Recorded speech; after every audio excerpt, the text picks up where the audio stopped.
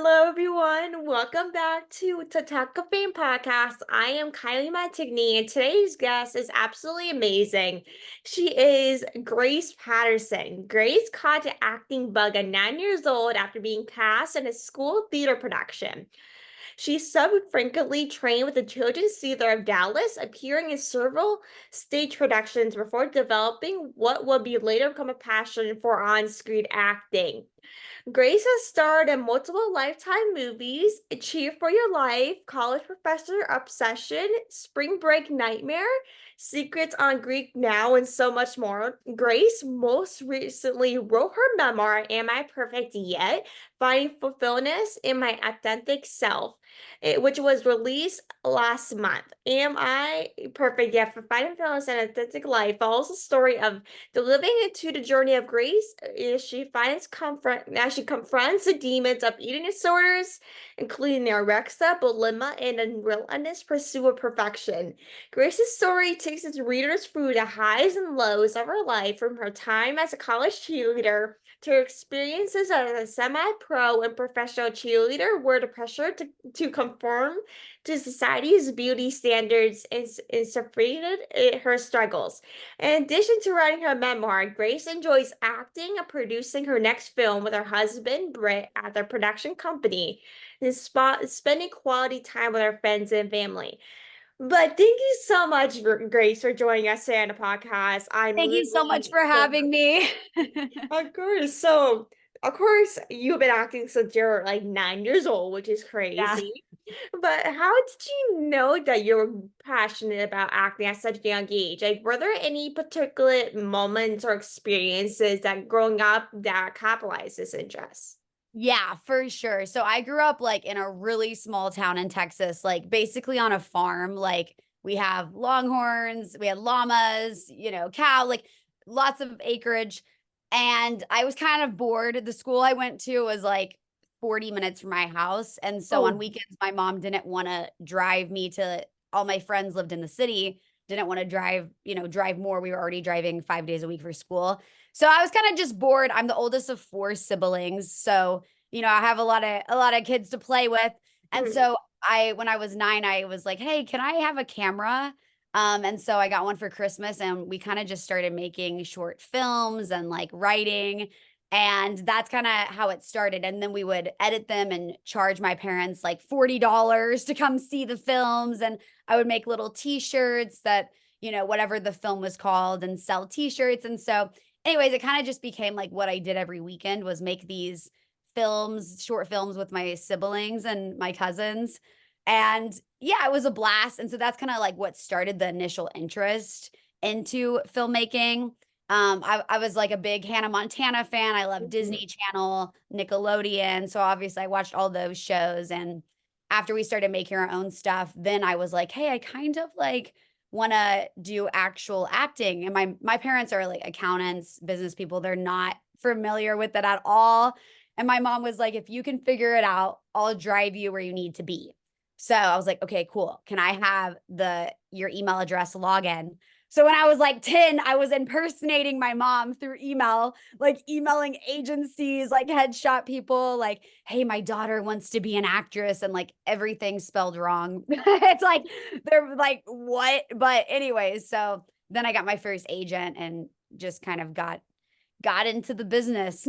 Like, the question is, did any of those people ever respond back, though? Yeah, they did actually. That's how I got like my headshots. And my first agent was this one in Dallas, the Linicom agency. Mm. So it did end up working. That's how I got my first like short film I did. But my parents were like, we don't know anything about this. Like, you figure it out, girl, and we'll give you a ride. That's basically it. Yeah, And you're like, girl, we'll support you, but you have to do it on your own. You're on your yeah, own. yeah. They're That's like, we're something not that I know a stage lot of parents. kids do as well. Is that like they'll do whatever. Like their parents are maybe in different like industry, maybe like business, like your parents are, or a teacher or something. They're like, I don't know nothing. If you know these type of things, you do whatever you want. Right. They were like supportive at least, but Yeah, they had no clue about any of it, so they definitely let me be hands-on, and then I had read that, like, Emma Stone, or I think it was Emma Stone, did a PowerPoint that, like, convinced her parents to move their family to Los Angeles, so No way, I would always really? do these. Yeah, I always did these, like, PowerPoints, like, why I need to move to LA, but it never worked on my parents. They were like, you have literally 3 other siblings, like, we're not moving our whole family just for you, like, too bad."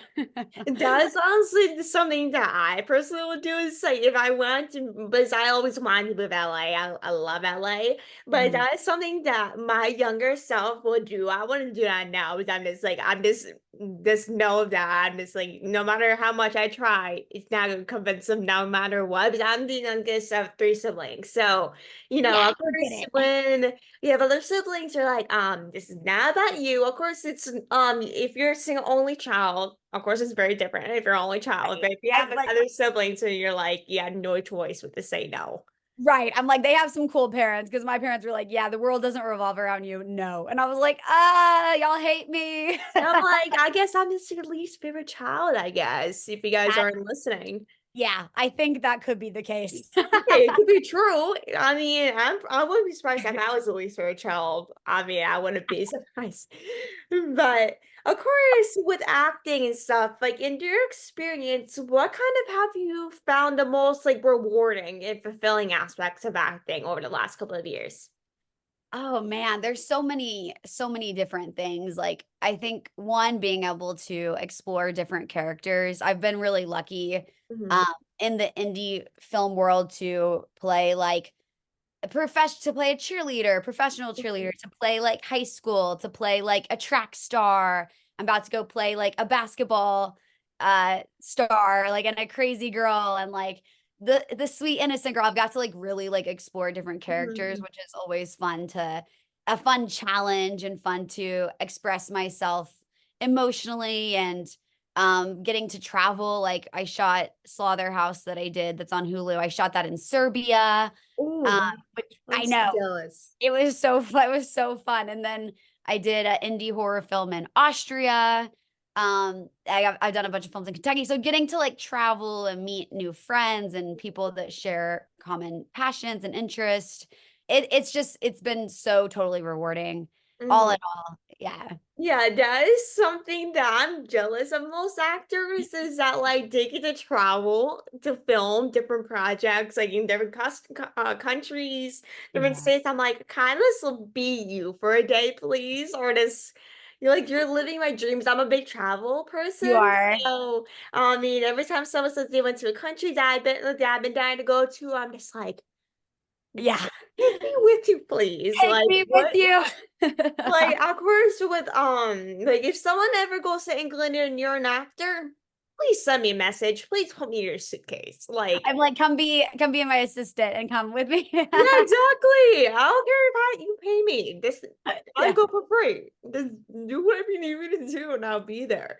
No, I so get it. Yeah, it is fun getting to travel. But I'm such a homebody though, to be honest with you. Like in my free time, I don't really travel. So like whenever I am home, I'm just like, yes, like my sweatpants and hoodies. I'm Mhm. like a little hermit. Like I don't want to Yeah. leave my cave.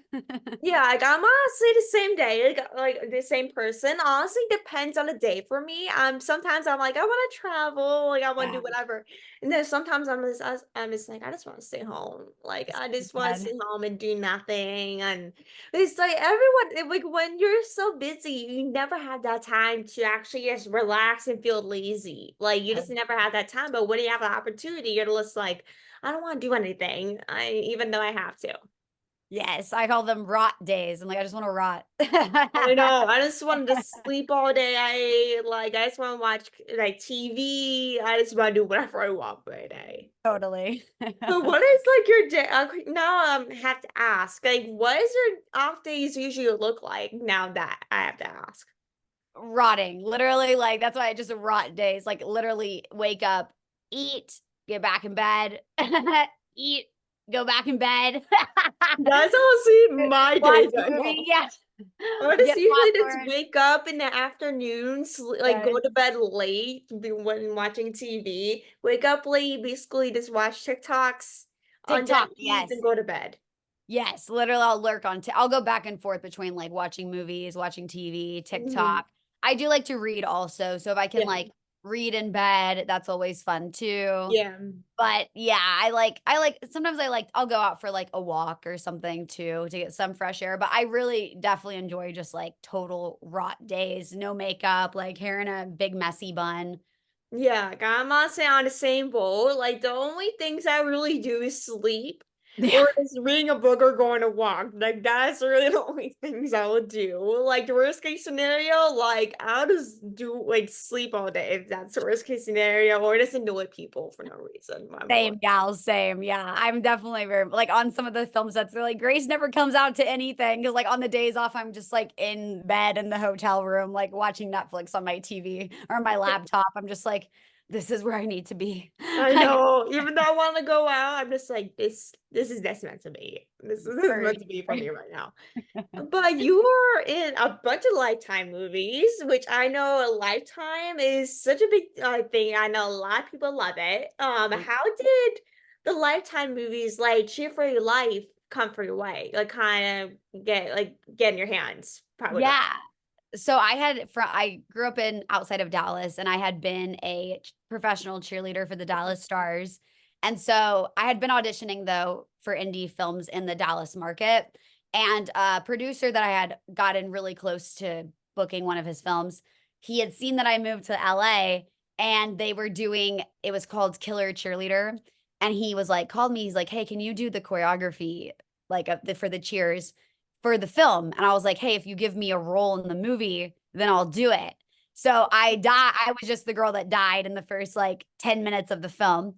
And so then, but they loved my choreography. So then he said, "Hey, I have another one, Pom Pom Murders." And I was like, "Okay, I'm in, but I also want another role." So then I die in that movie too. And I did the choreography. And so, anyways, that kind of got me into the Lifetime films. And then, they like to reuse a lot of the same actors. So then, after that, I got offered Who's Killing the Cheerleaders.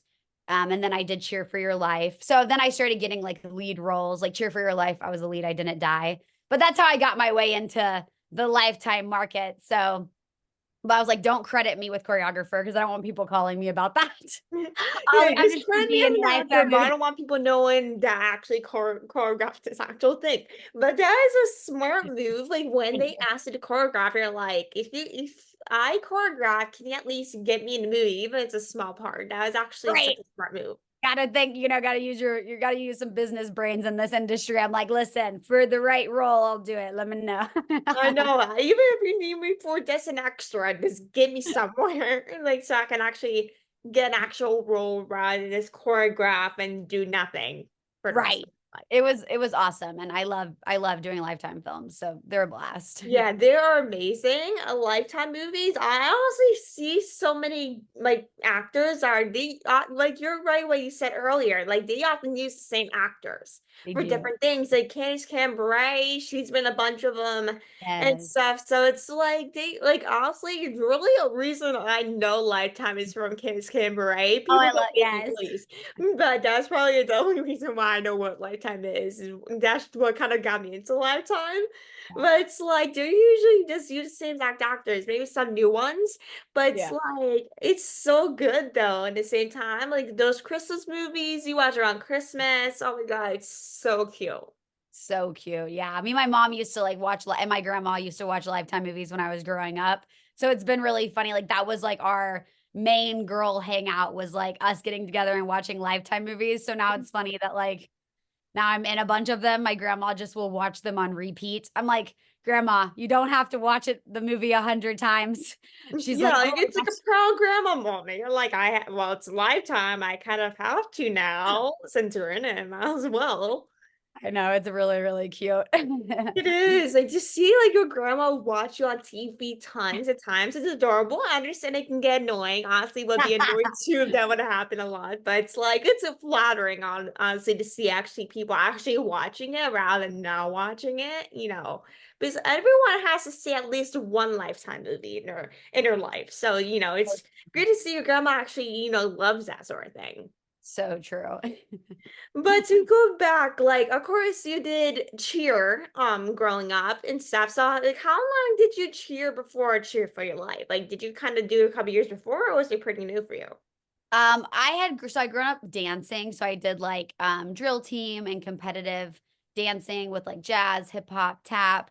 Then I danced for my college team, University of North Texas, which dance and cheer once you get to college are very similar. Like you Mhm. still have the pom poms, you just aren't flipping, but Yeah. it's still basically the same.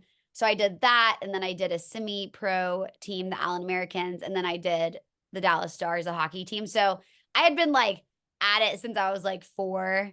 So definitely like lots of dance and cheer experience. But when I got to LA, I kind of stopped doing that. And so, but it was cool to put, my cheerleading all those years to good use by doing so many cheerleader films. Yeah, you have to put at least with something without like of course with a sport or cheerleading, it costs so much money to actually do that sort of thing. So it's at least you actually took advantage of that sort of thing for something like useful. Totally. Yeah. My mom was kind of a dance mom too. So we kind of joke. I was like, all those years of you being a dance mom definitely paid off.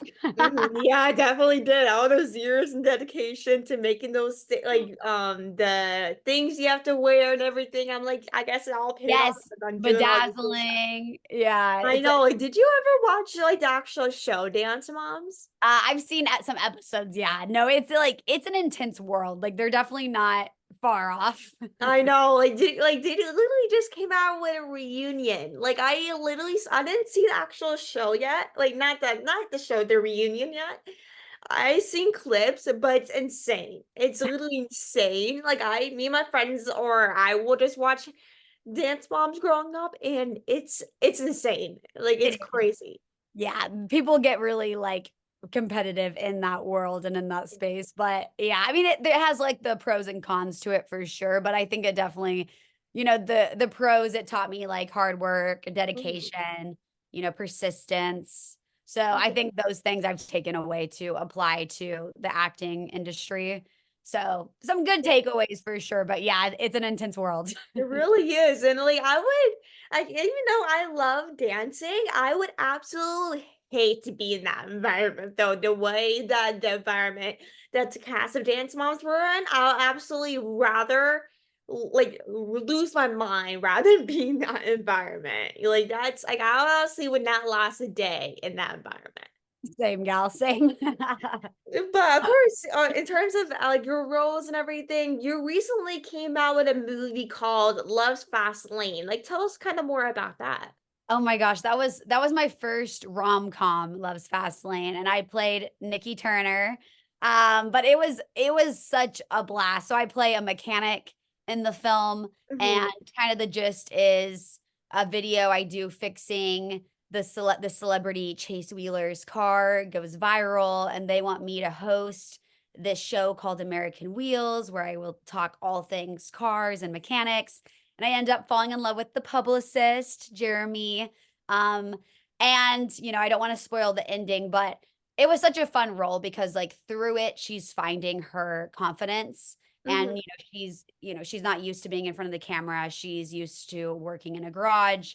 And so you get to see that development of her going from like, oh, I do have what it takes to do this. Like I'm good, with the cars, but I have the personality to host a show if I want. Like I can do it all. I can be confident in Yeah. myself.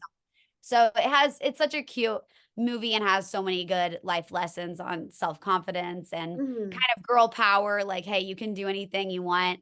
But that is probably like one of my favorite movies I've ever done. Yeah, it's definitely so good. I've seen clips of the movie. It's really so good to see someone that was kind of low in the limelight then actually being in the spotlight for doing something with celebrities, something that it's a lot to adjust overnight to Right. be on camera, like from being a mechanic to fixing cars, kind of being like a tomboy to being in front of the camera with people following you everywhere. Right. You're getting all these like social media things. That's a lot to handle overnight. Right. And I think everyone can kind of like relate in some way to like struggling with self confidence and learning to believe in yourself. So I think, yeah, I think there's a lot people can relate to in the film. For sure. And of course, with Nikki being a mechanic, like do you think your character Nikki would be like if she didn't fall and date the publicist? Oh gosh. Well, I feel like it would be a lot different because I don't think she would have had that growth Mhm, of, he was there supporting her and pushing her to see mhm. something in herself that he already saw. So I mean, I think that's like the beautiful thing about love though, right? It's like it can show you sides of yourself that you didn't know were there. So Yeah, I do think she would have been missing out if she didn't fall in love with yeah. him in the film because I think that she would have stayed in her comfort zone where she felt safe. And I don't know if she would have seen that in herself without him being like, no, no, I see it in you. You have it. So yeah, I'm sure she would probably still be working in the garage. Oh yeah, probably for sure. Like honestly, like I would lose my mind if I missed out on an opportunity with someone famous, even though I might not know who they are. Yeah. Honestly, I'll be like, I will honestly do it in a heartbeat for some reason. Because who knows? Like, like you don't you miss opportunities you don't take. So like with Actually, you taking never an know if you don't opportunity, try. like you're living a lot of people's dreams by doing that. Totally. But to switch up topics, like last month you came out with a memoir called Am I Perfect Yet? Finding Fulfillment in My Authentic Self. Like, when did you kind of start dealing with an eating disorder and how did you kind of deal with it during that time? Because I know a lot of people are dealing with eating disorders, and that is honestly something that I'm dealing with a little bit is an eating disorder. So that's something that stuck out to me a little bit when I was researching. But what Yeah. was that like for you, and how did you deal with that? Oh, man. It's so crazy because, like, I grew up in the 2000s where it was very much like the ideal body was like Kate Moss, like, just, like, as skinny Yeah. as you can be, right? And so I think that kinda started impacting me. Even I remember being, like, 10, and I had a friend that was a couple years older than me, and she was like, "Oh, we need to start, like, running in the Texas heat with, like, 3 jackets on." And so Oh, I was kind of like, "Oh, okay," and so, we started so it, wasn't necessarily like an eating disorder back then, but, like, unhealthy habits and unhealthy mhm. things we were doing, like running in the Texas heat with jackets on, and, then she was like, "We should only eat, like, turkey," and, like, little, like, random things like that just I was influenced by, like, others around me, um, yeah, so I think it kind of started early, like, just the awareness of my food, other people's food, Yeah. and, then it's just slowly progressed, and that I think that is kind of the thing with the eating disorder. It's not like you just wake up one day and you're like, "I'm gonna start, like, being obsessed with food." It's like a Yeah, yeah, slow true. gradual thing where it's like, "Oh, maybe I'll just, like, not eat cheese, or maybe I'll just, do this," and it's like then it slowly kind of takes over because it is more about control than anything else. So it's definitely, like, something I struggled with, like, it started, s small, and then it through a college when I was cheering, like, the dance and stuff, they're very strict on you wear crop tops, you wear booty shorts, they want you to look a certain way. Oh, That yeah. yeah, that, like, emphasized, "Okay, this is right, I do need to be strict on my food, or I do need to, like, work out too much," and really that's just, like, not true, but so, yeah, it was definitely, like, probably a decade struggle for sure. Some moments, obviously it wasn't all like that, like, some moments I would be like, "Oh, I'm fine," like, I'm not that weird about it, and then I was still dealing with it, though. Yeah, I feel like everyone has those moments where like they're fine in one moment and they're Yeah. not the best in one moment. Like honestly, I'm the type of person that loves like doesn't eat when I'm hungry. Like sometimes I'm just the type of person that loves to eat junk food when I'm hungry. I sometimes force myself not to eat because I'm Yeah. too busy or I'm just like focused and I can't eat because I have so much to do and I don't have time to eat. And Right. with that, I don't and when I do eat, it's all junk food. So it's like with having that struggle, it can be really good to actually have like that strict limit of what you look like with all the models and of course being a cheerleader and a dancer a lot of people feel that pressure of having a perfect body like some other people and seeing all these magazines with women in their bathing suits that have the Yeah, bodies. And it's like, I remember this scene in Full House where DJ was like trying not eating. She was only eating like creamsicles or something.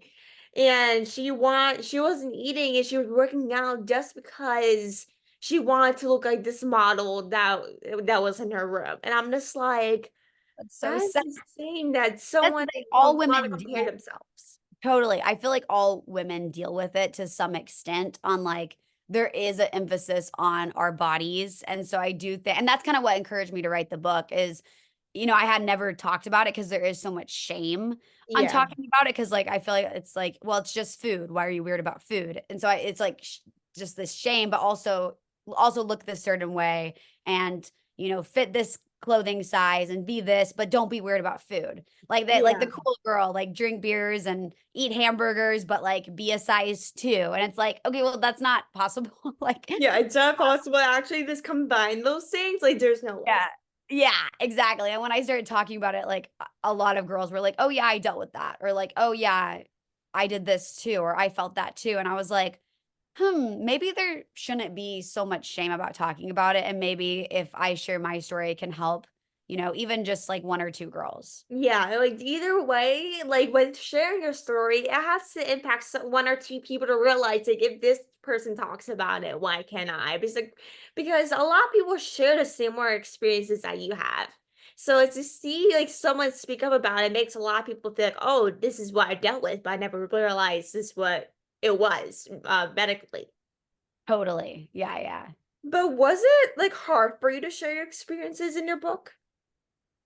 Yeah, for sure. I think like, and also the thing with writing a book is, you don't just like write it and then it's done. Like I had to write it, then like edit it, then reformatted it. Then when I got a publisher, I would send him a draft. He would send me back a draft. So then I had to read the whole book again and edit it again, then send it back, then send it back, and then read it again. So like I think that was a hard part for me is like I started working on the book in like 2021 and it just came out in 2024. So it's been like, but in one way it was really therapeutic to write about it.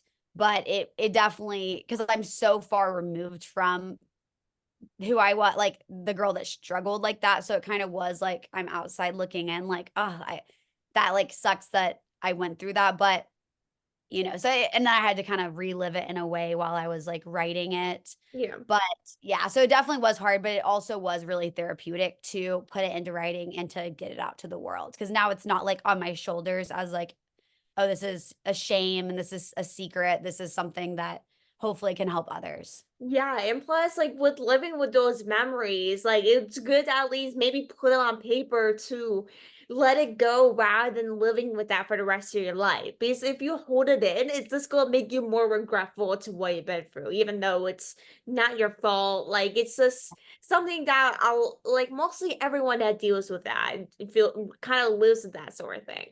Totally. Yeah. So it was a good experience writing it.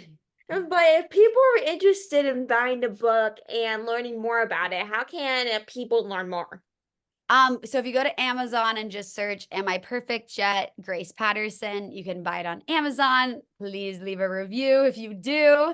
And then it's on Barnes and Noble now, Thrift Books, I think Books a Million, should be on Target and Walmart.com. So if you just search on in Google, like it comes up with like different forms. It's on Kindle. I'm gonna be doing an audiobook soon too. So that will be an option. It's just not out yet, but Amazon's like probably the easiest way.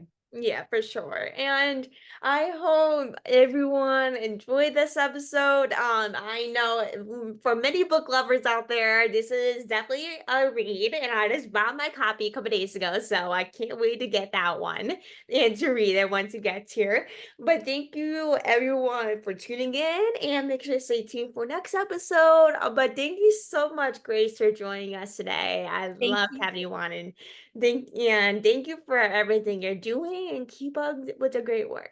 Thank you so much.